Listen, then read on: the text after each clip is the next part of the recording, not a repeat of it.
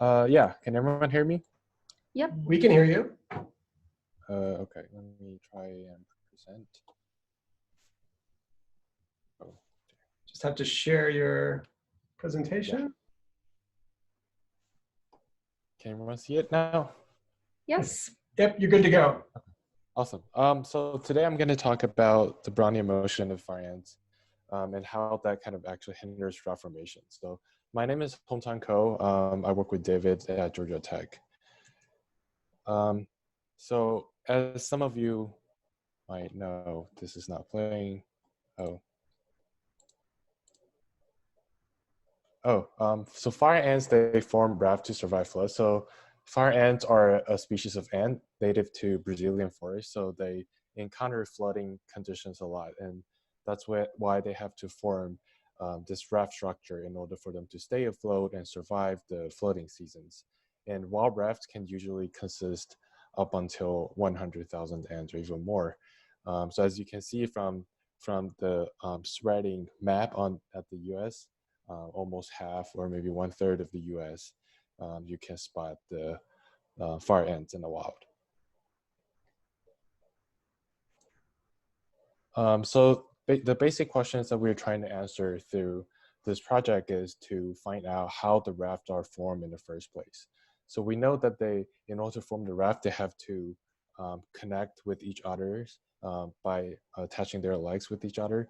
But very little is known on how in the first place are they able to find their neighbors while walking on the water surface. So these ants are not fantastic swimmer. So there are ants that are better at swimming on the water surface, but fire ants are not that kind of species. That's why they have to have this raft behavior in order to survive.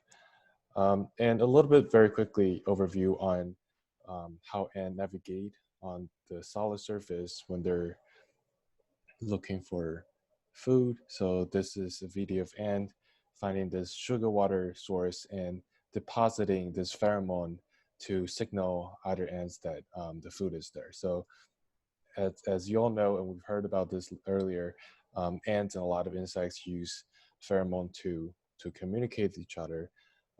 But something that's a little more specific to ants is that a lot of ants are blind. So fire ant, you see in this video where the researchers put this paper strip and soak that paper strip with the pheromone of the queen ants. And these fire ants apparently just thought of it as their queen, so they decided to bring it back to their nest. So it's just showing that how reliant ants really are on the pheromone in order to navigate and to look for things. So in general, there are different kind of search patterns that people have summarized for ants and other insects. So for type A, you have this zigzagging pattern. For type B and type C, you have a little bit more random walk type of motion. But with A and B, so B is the correlated random walk where you have to remember your previous direction and you want to correct from that. But with A and B, the problem is that you'll have to utilize, again, this pheromone signal so that you always know the path that you passed through in the previous moments. Whereas for the random walk, it has the benefit of being memory free. So while you do the random walk, you only need to turn and walk in random directions, so you don't have to really memorize where you have been in the past. And in another way, it's also optimized for searching. So imagine if you're doing the A kind of zigzagging pattern to search for your neighbor, but you're walking in the wrong direction, you're probably never going to encounter that neighbor. Whereas if both ends are doing kind of diffusively exploring their neighborhood, then there will be a higher chance for them to encounter each other. But kind of most importantly, remember that we're investigating how ants are able to find each other on the water surface. And on the water surface, pheromone is not a useful thing to do because, for one, their abdomen or their butt is often attracted to the water surface. So it's hard for them to deposit the pheromone with their abdomen like you've seen in the video. And also, if they do deposit pheromone, you'll be carried away by the water and diffused very quickly. So this is really what they look like when they're kind of struggling on the water surface. Apparently they walk a lot slower compared to when they walk on the solid surface.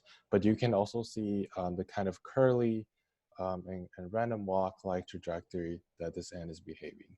So we can track multiple trajectories. So this is just showing a subset of our data set when ants are individually walking on this water surface. And you see, again, a lot of curving pattern, but in general, it's pretty random. So if you're to show the histogram of those trajectories, you see the velocity distribution, either be it an angular velocity or a velocity in certain X or Y direction, it's all very centered and uniform. Again, showing that there's no specific preference of direction that they want to go to. So here we want to introduce the mean square displacement to kind of quantitatively examine whether this motion kind of satisfy the requirements for a random walk. So we use the mean square displacement as the matrix.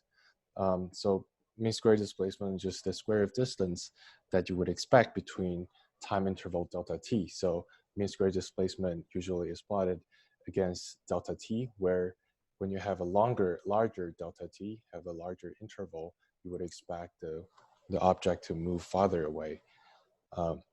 So what you can see from the angular displacement mean square displacement plot is that you do see that the data plots kind of linearly in this log-log plot against the delta t, but it has the power of 1.88. And so we want to compare that power against 1 or 2. So if it's true random walk, then it should have a power of 1. If it's more a ballistic motion, then it should have a power of 2.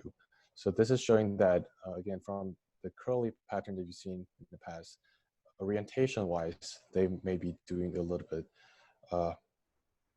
more ballistic wall compared to the random motion. But if you look at the translational mean square displacement, where you basically just look at the centroid of the ends instead of looking at their orientation, you see this power, again, it's a lot smaller, and especially a longer delta t, you see this decrease in power, which suggests that indeed the fire ant do this random walk when they're walking on a water surface. But something about the random walk and all the soft matters and all the physical system is that random walk is actually repulsive. So if you think about any molecule in the soft matter that's heated up, they will have a stronger random walk for each molecules. And as a consequence, these molecules will hit into each other and kind of push other apart. So we're observing here again, although this random walk or this random behavior might help them encounter neighbor easier, but this is also bad because then they will be doing a lot of pushing each other out of the way instead of actually making connection. So again, here we plot mean square displacement against time, this time in a linear plot, and we fit with a linear trend, and we'll get this diffusion coefficient from the Brownian motion. So you get this diffusivity to be 10 meters squared per second. And again, you want to think about some passive system, just like any soft matter, where you have molecules jiggling around in that system. And so we can borrow some of the relationship in physics and derive like a fake or like an artificial temperature that will tell you how active or how crazy those animals are when they're walking around. And also you can use idea gas law to kind of get an idea what will be the internal pressure that these ants will have when they're in the collective.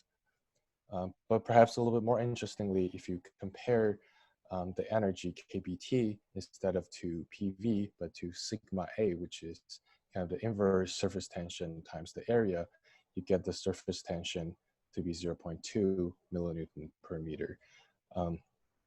And we have to note that the sigma here is not actually surface tension. It's more like the inverse of surface tension. So instead of pulling the material together, this is kind of like the internal pressure, kind of negative surface tension, which is actually pushing each other out of the way.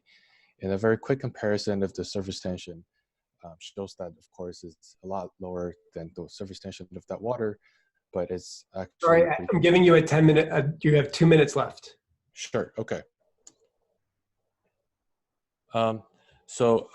This is what we do when we try to make rafts. So with the repulsive mechanism within ants is predicting that if you have smaller number of ants like the video shown on the right, the raft will not be able to form. So there's this size dependency to the size or the number of ants you have on the raft.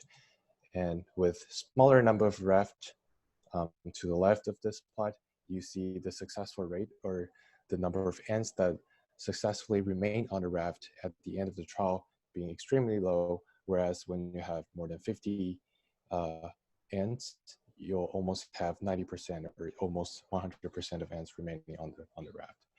And interestingly, if you look at this bistable state where it's kind of right at the middle of stable and unstable case, you see an initial break off when you just dump them into the water. But after a while, it's able to get back to this rafting state, which is more stable, and they remain stable for 5 minutes afterwards as well. So this will be kind of like the critical number of ants where they can be stable or unstable, depending on the initial condition.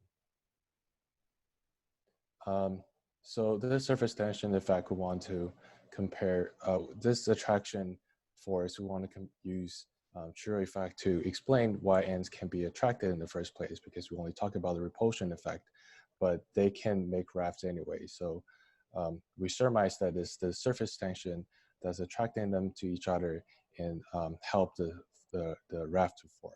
And indeed, if you look at the formula for surface attraction, it's proportional to the radius, the cube of the radius. So larger raft can attract better. So with that, I can take questions. Great, thank you. Thank Yay.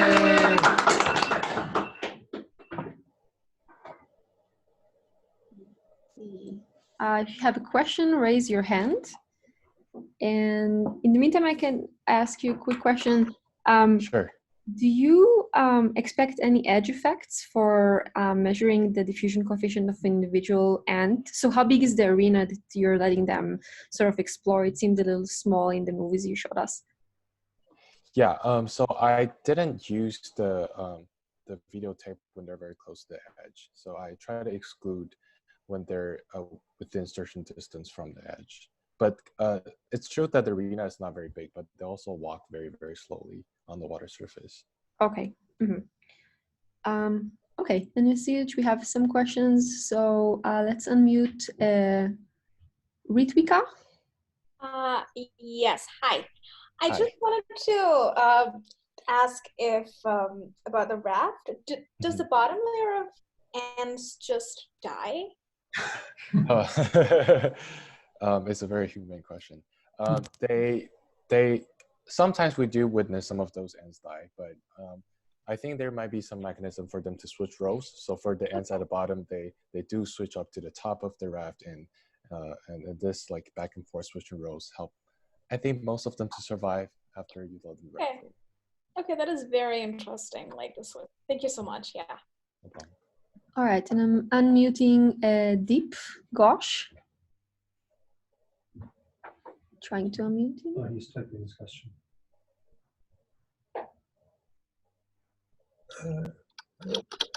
Oh, I see a type question.